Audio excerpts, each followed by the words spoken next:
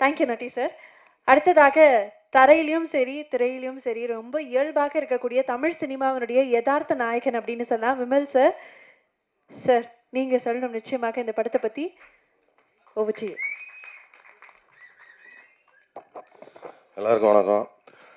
பத்திரிகை, ஊடக, தொலைக்காட்சி மற்றும் அனைத்து நண்பர்களுக்கும் என்னுடைய முதற்கண் நன்றி வணக்கம்.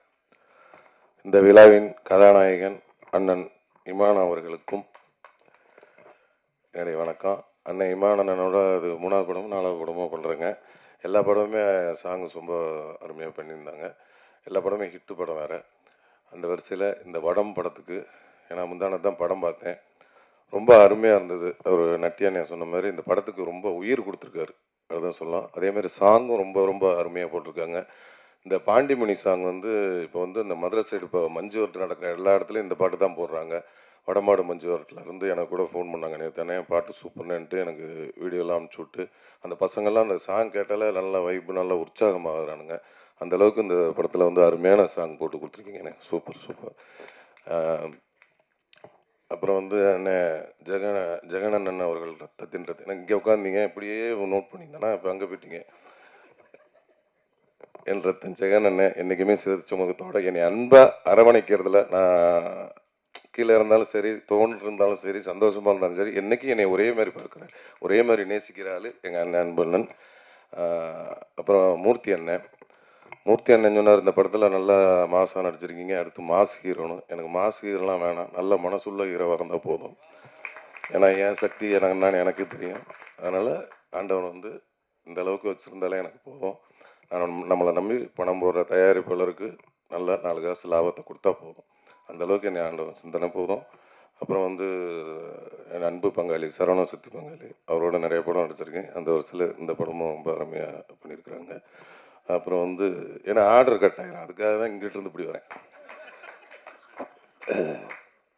இப்போ எங்கள் ஆர்ட் டைரக்டர் அண்ணன் ரொம்ப அருமையாக இந்த படத்தில் எங்கே ஸ்பாட்டில் பார்த்தா எதையாவது தூக்கிக்கிட்டு எதாவது ஒன்று பண்ணிக்கிட்டே தான் இருப்பார்.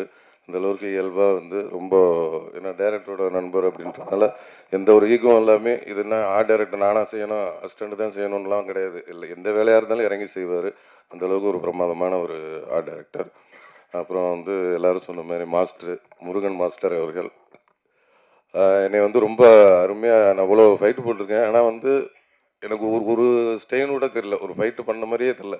அந்தளவுக்கு ஒரு ஒரு குழந்தைகிட்ட வேலை வாங்குற மாதிரி தான் வாங்கினார். ரொம்ப இயல்பாக வாங்கினார். சூப்பராகவும் பண்ணியிருக்கேன். நல்லா பண்ணனா மாஸ்டர்? ரொம்ப சூப்பர். என்னை ரொம்ப நல்லா பண்ண வச்சதுக்கு உங்களுக்கு ரொம்ப நன்றி மாஸ்டர். ஆமாம். அதுக்கப்புறம் இங்கே மற்றும் எல்லாம் ஏன்னா அவங்க நிறைய பேர்த்தோட எனக்கு காம்பினேஷன்லாம் இல்லை, இருந்தாலும் அவங்க எல்லாத்துக்கும் என்னுடைய வாழ்த்துக்கள். அப்புறம் காஸ்டியூம் டிசைனர் டோத்தி, உங்கள் வாயிலே நுழையாது உங்கள் பேர், டாங்தி. டோத்தினா வேஸ்டியா? டோரத்தி அவர்கள் காஸ்டியூம். இந்த படத்தில் என்ன வழக்கம் போல் வேட்டி சட்டை தான் போட்டிருப்பேன், இருந்தாலும் அந்த டிசைன் பண்ணி கொடுத்தது இவங்க தான். இன்னைக்கு போட்டிருக்கு, ஆனால் வேட்டியும் பனியன் மட்டும் இவங்க, கீழே பேண்ட் எங்கள் வீட்டுக்காரம்மா, அவங்க செலெக்ஷன். அவங்க கோச்சுக்கான்னு சொல்ல, உண்மையிலே தான் சொல்கிறேன். அப்புறம் உங்களுக்கு கதாநாயகி சனாஸ்கா, பெரிய டாஸ்காக இருக்குது உங்கள் பேரெல்லாம் கூப்பிடுறது. சனாஸ்கா அவர்கள் ரொம்ப இயல்பாக நடிச்சிருந்தாங்க. ஏன்னா நிறைய எனக்கு அவங்க இந்த மாடு, எனக்கு தம்பி பாலசரவணன் அவர்கள், எல்லாத்துக்கும் எங்கள் ஆளுவத்துக்கும் இந்த மாடோட தான் பெரிய டாஸ்காக இருக்கும். அது மாதிரி அந்த பாண்டிமணிங்கிற மாடு, அவங்க இன்னைக்கு கால் செட் இல்லைன்னா அவங்களும் இன்னைக்கு வந்திருப்பாங்க. அவங்க இன்னைக்கு வடமாடு மஞ்சுவரத்தில் இருக்கிறாங்க, அதனால் இன்னைக்கு வர முடியல. 6ஆம் தேதி மதுரைக்கு கால் செட் கொடுத்துருக்காரு பாண்டிமணி, அதனால் அங்கே வந்துடுவார். அதனால் அங்கே அவரை பார்த்துக்குவோம். அதனால் எங்களுக்கு காம்பினேஷன் ரொம்ப அருமையாக பண்ணியிருந்தாங்க. நட்டியானேன்னு சொன்ன மாதிரி இந்த இன்ட்ரோல் பிளாக்கில் ஒரு கதை காமிச்சிருக்கிறாங்க. சூப்பர், நல்லா பண்ணியிருக்காங்க. அப்புறம் எடிட்டர் சார் ரொம்ப அருமையாக பண்ணியிருக்காங்க. நேற்று வரையும் கட்டு இதை மாற்று அதை மாற்றுன்னு சொல்லிட்டு இருந்தார். நேற்று வரையும் இன்னைக்கு வரையும் அந்த படத்தில் ஒர்க் பண்ணிக்கிட்டே இருக்கார். அவரோட ஒர்க்குங்க ரொம்ப சூப்பர். எங்கள் அக்கா தீபா அக்கா எப்பவுமே அவங்க வந்து நேரில் வந்து நல்லா சிரிச்ச முகமாக இருப்பாங்க. அண்ணன் சொன்ன மாதிரி படத்தில் நிறைய பக்கெட் கணக்கில் அழுவாங்க. அந்த ஏஜுக்கும் போவாங்க, இந்த ஏஜுக்கும் போவாங்க. ரொம்ப அருமைக்கா, அவங்களோட சேர்ந்து பணியாற்றுறதுல ரொம்ப சந்தோஷம்க்கா.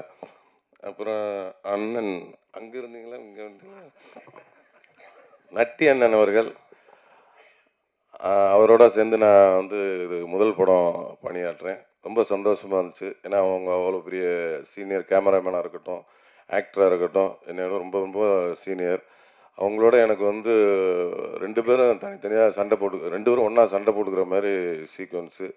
எனக்கா பயமாக இருக்குது. ஐயோ அண்ணன் கூட எப்பட்றா அப்படின்ட்டு, அது மழை வேற பண்ணுனா, அதெல்லாம் ஒன்றும் இல்லைன்னு சொல்லி தட்டி கொடுத்து உற்சாகமாக வேலை வாங்கினாரு. அதெல்லாம் ஒன்றும் கிடையாதுப்பா, நீ வாட்டில் அடிப்பா, அடிக்கணுமா அடி, என்ன வேணுமோ பண்ணி மிதிக்கணுமா மிதி அப்படின்னு ரொம்ப ஃப்ரீடம் கொடுத்தாரு. ரொம்ப வந்து ரொம்ப நன்றினே. எந்த ஒரு இதுவும் இது பண்ணாமே ரொம்ப ஃப்ரீடம் கொடுத்தாரு.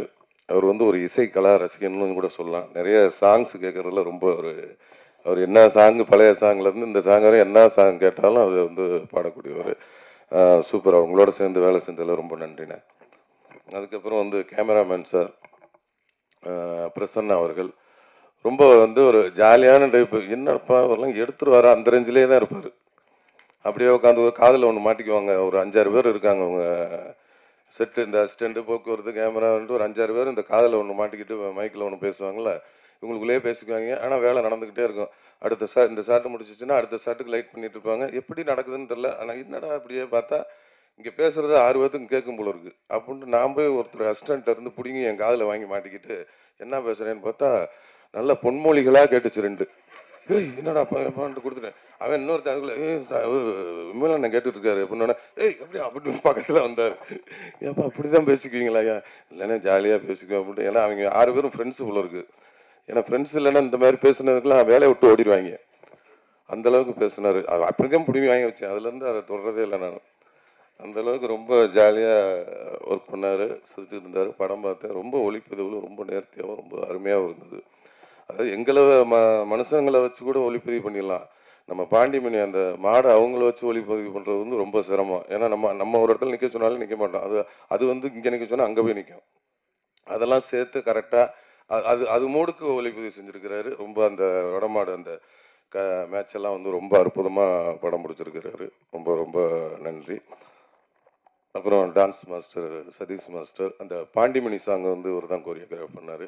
அவரும் ரொம்ப அருமையாக பண்ணியிருக்காங்க. அப்புறம் இன்னொரு பாட்டு தினேஷ் மாஸ்டர் பண்ணியிருக்காங்க. அப்புறம் இன்னொரு பாட்டு தீனா மாஸ்டர் பண்ணியிருக்காங்க. அவங்களுக்கு நன்றி. அப்புறம் இன்றைக்கி வந்து இந்த விழாவுக்கு வர முடியாத ஒரு பாலசரவணன் தம்பி, அவங்க வந்து இன்றைக்கி வர முடியல, தாய் கிழவி ரிலீஸ்னால அங்கே மதுரைக்கு போயிருக்கிறாங்க. அதனால் இன்றைக்கி வர முடியல. அவருக்கும் இந்த படத்தில் வந்து ஒரு நன்றியை சொல்லிக்கிறேன். அப்புறம் வந்து டைரக்டர் சொல்லணுமா, அப்புறம் ப்ரொடியூசரை சொல்லணுமா? ப்ரொடியூசர் படத்தோட தயாரிப்பாளர் வந்து ராஜசேகர் அண்ணன். எல்லாரும் சொன்ன மாதிரி அவர் ஒரு குடும்பமாக யார்கிட்ட பழகினாலும் குடும்பமாக தான் போல இருக்காரு. இப்போ நிறைய குடும்பத்தை சம்பாரிச்சிருக்காரு சினிமாவில்.